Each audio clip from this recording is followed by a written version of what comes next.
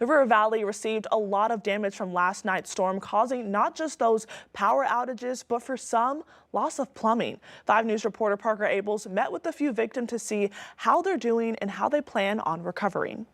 Across the River Valley, there was severe tree damage on houses, cars, and the roads. However, Van Buren resident Christina Combs was able to avoid severe damage from a large tree taking a tumble in her yard. I woke up out of a dead sleep and seen the wind moving it. So I immediately went and grabbed the kids and put them in my bed. And next thing I know, probably about a split second later, we heard a big boom. And the ground shook and shook the house. And then next thing I know, tree. And while Combs feels lucky to have not lost her power, she says she won't have any plumbing until at least Monday. The plumbing got busted, and I'm waiting until Monday to figure out anything more with it. But as far as we know, it's good besides the plumbing. It's not flooded the house yet. And she says after seeing that tree down, it took her and her kids a little time to recover. It took us a minute to go back to sleep. They were all roughed up in the bed, scared, holding my hand and everything, trying to go back to sleep.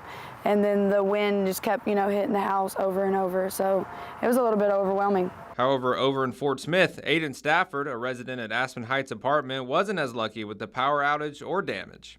I was actually out here right when the wind started picking up, and then all of a sudden the, transformers or electrical boxes just blew out.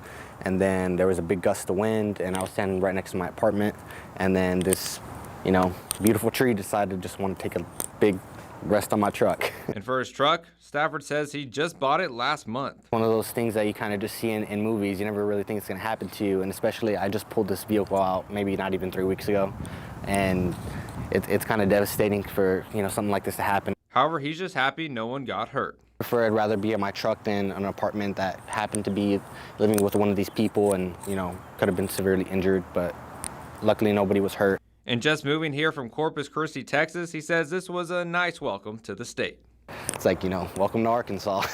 Stafford was able to get the tree off his car with the help of his neighbors. In Fort Smith, covering news where you live, Parker Abels, 5 News.